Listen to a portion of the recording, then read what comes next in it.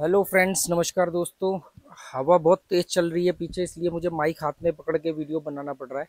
क्योंकि पिछले कई वीडियो में कुछ लोगों ने बोला था कि भी आपकी आवाज़ कम आ रही है वीडियो में। तो आज वीडियो बनाना था और हवा बहुत ही ज़्यादा तेज़ चल रही है, क्योंकि अब मानसून शुरू होने वाला है गोवा में। तो ये उससे पहले की शुरुआत है। आप देख भी रहे होगे, काफ़ी शोर भी आ रहा है पीछे हवा का। तो माइक मैंने इसलिए हाथ में पकड़ा हुआ है।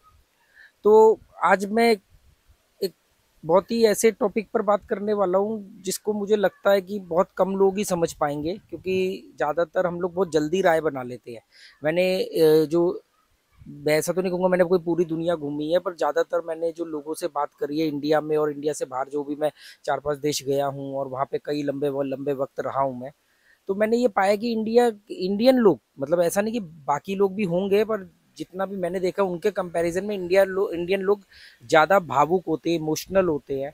और अगर थोड़ा सा और आगे बढ़ के बोलो तो इमोशनल फूल होते हैं, क्योंकि बहुत जल्दी राय बना लेते हैं। न्यूज़ को देख करके राय बना लेते हैं, भीड़ जो बोलती है उसके ऊपर राय बना लेते हैं। जो ज़्यादातर लोग करते हैं उसी को ही वो पैटर्न मान लेते हैं, उसी को वो नियम मान लेते हैं।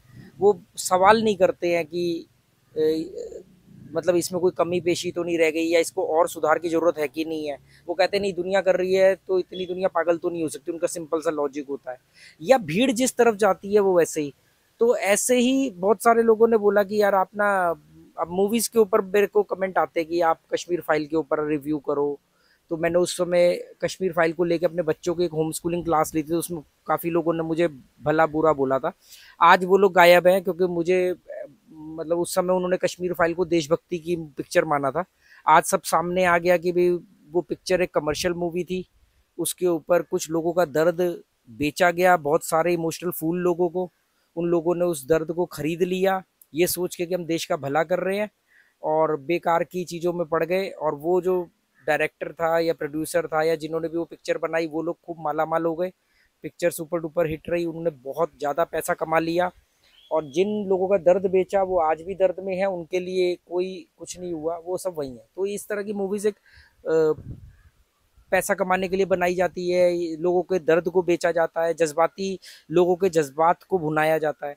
ऐसे ही आजकल मेरे को कई कमेंट आते हैं, आप केरला स्टोरी के ऊपर अपनी बात करो। तो मैं ऐसी बेकार की चीज़ों पर बात नहीं करता हूँ, क्योंकि मुझे मालूम है कि ना तो सुनने वाले समझेंगे और ना ही मैं उनको समझा पाऊंगा, और मैं अपनी एनर्जी भी नहीं खर्च करना चाहता।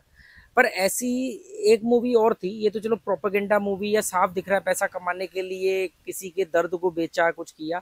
तो दिख रहा है, थोड़ी देर बाद आप मान लेते हो, कभी सुशांत सिंह राजपूत की आत्महत्या को बेचा, कभी किसी चीज़ को बेचा। मीडिया ने टीआरपी कमाई, किसी ने कुछ कमाया। कल को कोई मूवी बना लेगा उस टॉपिक पर, ये कह के कि हम तो रियलिस्टिक मूवी बनाते हैं, और ये बोल करके आप पैसा कमाओगे।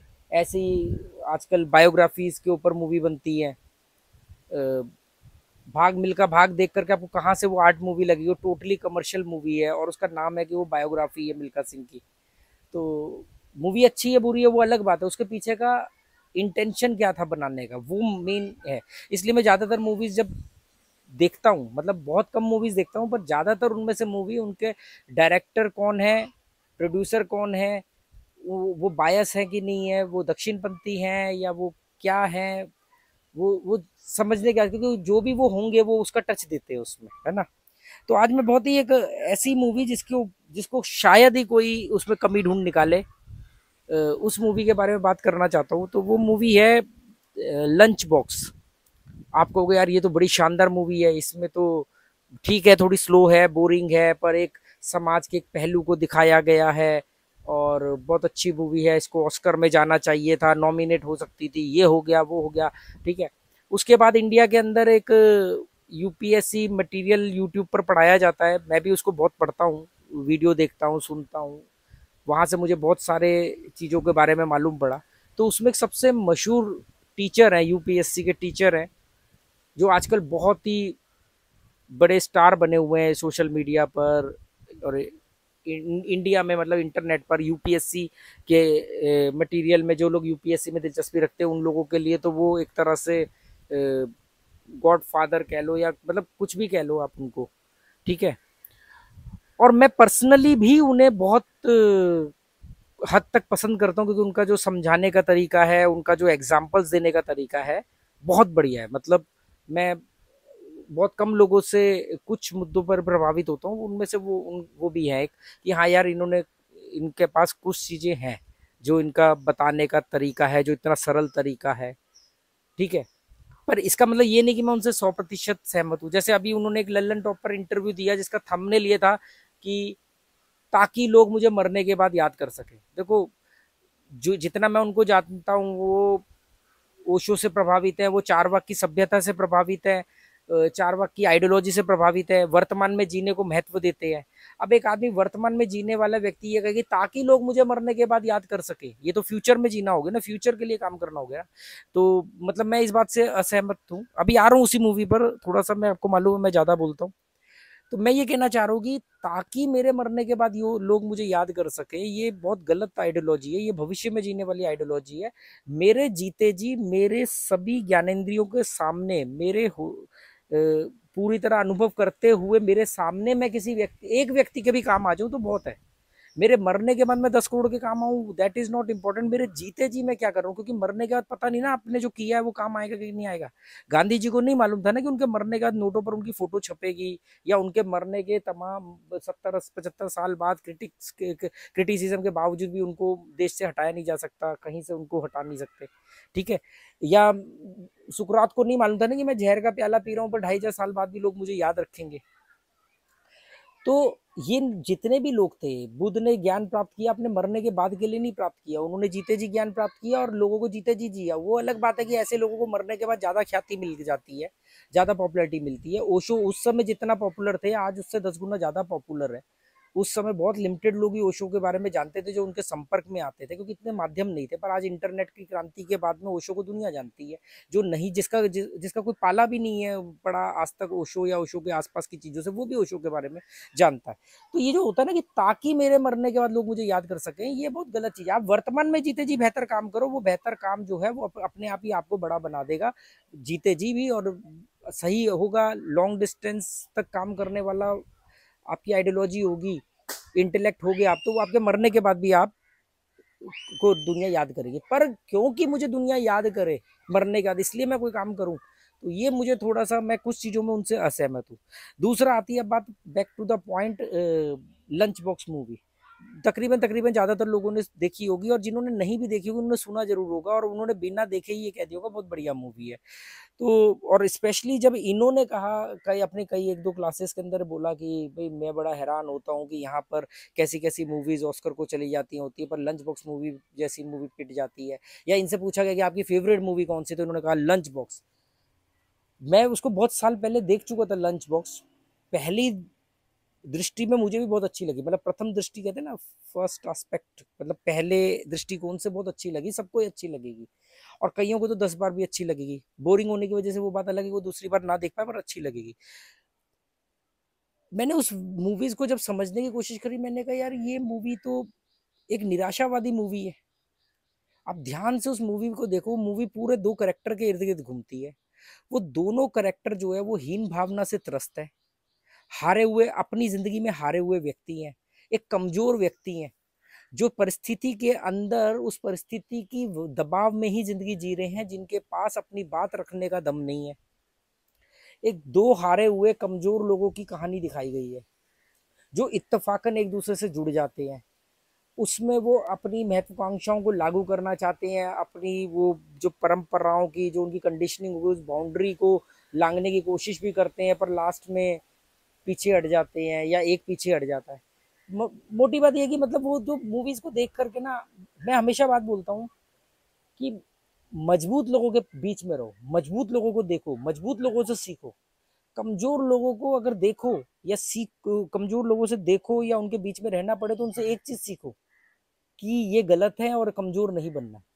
वो मूवी को देख करके आप मूवी में उन, अगर वो मूवी ये कहे कि मैं ये दिखा रही हूँ कि भी दो हारे हुए लोग कैसी मजबूरी से जिंदगी जीते हैं, थके हारे, झुके हुए कंधे, मन मार के मजबूरी में जिंदगी जीना, अपना शोषण करवाना खुद ही परिस्थिति से और अपने आसपास के लोगों से, वो मूवी दिखाती है, और आपको ऐसा नहीं बनना तो वो मूवी ठीक है।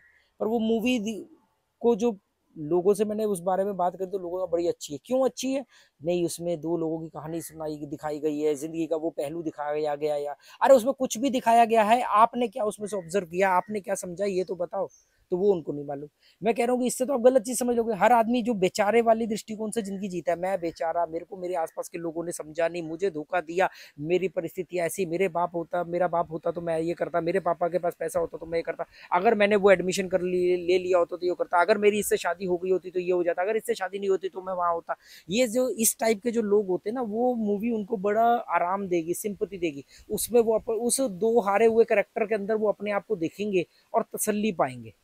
तो ये मूवी बहुत खतरनाक और बहुत नकारात्मक निराशावादी मूवी है, जो कमजोर लोगों को प्रमोट कर रही है, कमजोर लोगों को झिंझोरने की बजाय उनको उनको संतावना दे रही कि हाँ ठीक है, देखो तुम्हारे साथ दुनिया ने गलत किया, सीताराम सीताराम सीताराम कहिए, जाहे विधि राखे राम ताहे विधि रहिए। परिस्थिति विधि मतलब जिस परिस्थिति में डाल दिया गया वैसे चुपचाप कीड़े मकोड़ों की तरह जीते रहो, मजबूत बन करके अपनी जिंदगी अपनी शर्तों पे मत जियो, मत परिस्थितियों को मत बदलो। ये उस टाइप की मूवी दिखाई गई है।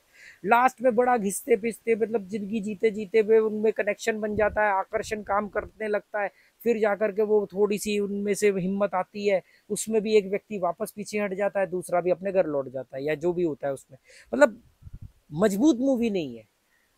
जैसे मैं बोलता हूँ वो मोहब्बतें मूवी में यश चोपड़ा ने क्या दिखाया कि लड़की मर गई तो वायलिन बजाना शुरू कर दो, वो लड़की आगे आत्मा तुम्हारे आसपास घूमती रहेगी, उसकी यादों में जिंदगी जियो। आप क्या मैसेज देना चाह रहे हो समाज में? मूव ऑन का तो मैसेज ही नहीं किया। अरे यार ठीक है, शो मस्ट गो ऑन, आगे बढ़ो यार, दुनिया में 8 अरब की आबादी है, कुछ रिश्ते बनते हैं, कुछ बिगड़ते हैं, सभी चीजें आपके मन मुताबिक नहीं होती है, कोई बात नहीं। ये तो मैसेज ही नहीं दे रही, वो तो कह रही कि जिंदगी भर देवदास बन के जियो। ऐसे ही महेश भट्ट की बहुत सारी मूवीज में होता था कि लड़कियां सपनों में, वो मेरे सपनों के सौदागर, एक दिन वो सफेद घोड़े पे आएगा, राजकुमार मुझे ले जाएगा। वो राजकुमार ही ढूंढ रही है, राजकुमार आया नहीं, बगल में टैलेंटेड बंदा चेचक के दाग वाला बैठा है, पर वो उनको चाहिए नहीं क्योंकि उनका तो सफेद घोड़े पे एक राजकुमार आएगा बस। तो ये इस तरह की मूवी है। कभी बहुत सारे लोगों को केरला स्टोरी पे बोलो, उस पे बताओ, आप अपना मतलब बोलो, मतलब अपना रिव्यू रखो। तो मैंने कहा यार वो तो क्लियर दिख रही है कि वो बायस मूवीज हैं, वो तो पैसा कमाने के लिए बनाई गई है, वो वन साइडेड स्टोरीज हैं, और उसको भी थोड़ा सा और एग्रेसिव बनाया गया ताकि लोग और भड़के। ऐसे ही हैदर मूवी आई थी तो वो अपोजिट साइड से बायस दिखाई गई थी। तो हर मूवी, हर डायरेक्टर जिस दर्द को महसूस करता है वो उस दर्द को दिखाता है और बढ़ा चढ़ा के दिखाता है। वो ये कोशिश नहीं करता है कि दर्द की वजह क्या है और दूसरा पहलू क्या है। अगर एक पहलू दर्द में तो दूसरा भी तो दर्द में है। अगर कहीं पर केरला स्टोरी है तो वहीं पर हाफ विडो वाले स्टोरी भी तो है हैदर में, या उसके जैसी और बहुत सारी मूवीज बनी है। तो उम्मीद करता हूँ ऐसे ही मन आया है कि वो मतलब ऐसी बात चल रही थी मेरी घर पे, तो मैंने लंच बॉक्स में कुछ दिन पहले बोला, मैंने कहा अरे लंच बॉक्स मूवी को पता नहीं आजकल लोग इसलिए पसंद करते हैं क्योंकि एक बहुत बड़े टीचर ने बोल दिया मेरी फेवरेट मूवी है, और 2-4 लोगों ने बोल दिया तो उनको लगता हाँ वाकई में अच्छी मूवी है। पर वो दो कमजोर हारे हुए लोगों की, मेरे चैनल पर वही लोग आते हैं या मैं उन्हीं लोगों से मिलता हूँ जो मजबूत लोग हैं, जो मजबूती की तरफ बढ़ना चाहते हैं। एक छोटा सा उनको एक पिन चुबाने की जरूरत है, एक छोटा सा धक्का देने की जरूरत है, जो बस मजबूत लोग हैं। कमजोर हारे हुए करोड़पति अरबपति लोगों से तो मैं मिलना भी पसंद नहीं करता। वो होंगे धन्ना सेठ अपने घर में, कमजोर आदमी की जगह नहीं है। कोई किसी भी तरह का फेलियर उठा चुका हो पर मजबूत है, 1000 बार फेल हो गया हो पर आदमी मजबूत है, मैं उसके साथ मिलूंगा, घंटों बात करूंगा, क्योंकि मुझे भी मजबूती सीखने को मिलेगी। हर चीज में सफल है पर एक डरपोक कमजोर आदमी है, उसके लिए मेरे पास कोई जगह नहीं है। तो वो ऐसी मूवीज की भी कोई जगह नहीं। मैंने मूवीज देखी वो मूवी, पर मुझे लगा कि ये दो हारे हुए लोगों की जिंदगी दिखा दी है, इसमें कौन सी बड़ी बात है। हिंदुस्तान के अंदर हर घर की हर घरेलू औरत, हर हाउस वाइफ के किसी ना किसी सपने का दमन हुआ है। वो कुछ बनना चाहती थी, वो कुछ करना चाहती थी, शादी के बाद में उसके सपने ही चेंज कर दिए गए। उसने खुद मान लिया कि उसका सपना ये है अब। और जबकि हर औरत की कहानी है वो, उसमें कौन से कोई इसमें नई बात है। उसमें बदलाव करने की बजाय उसमें वो औरत फाइट लड़ती, वो औरत अपनी बात को मजबूती से रखती, एक्सट्रोवर्ट होती, इंट्रोवर्ट ना हो करके अपनी बात वो पड़ोसी से रख रही है, अपने पति को समझाने की कोशिश करती है, वो नहीं समझता तो ठीक है यार, तू अपने रास्ते में अपने रास्ते, मजबूत होकर के अपनी जिंदगी जीती दिखाते। तो उसमें बहुत सारी औरतों को एक हौसला मिलता कि हाँ यार हम ये जो, उसमें तो उनको संतावना मिल गई ना, एक बेचारेपन का वो गया कि हाँ देखो हम भी ऐसे हैं। वो उसी पिक्चर को आइडल मान करके और ऐसी जिंदगी घुट घुट के जिएंगी। चलो मेरा ये, अगर मेरा ये इस मूवी को लेके अगर आपको सोच नहीं पसंद आई है तो कमेंट करके अपना कीमती वक्त बर्बाद मत करना। Okay, good bye, thank you.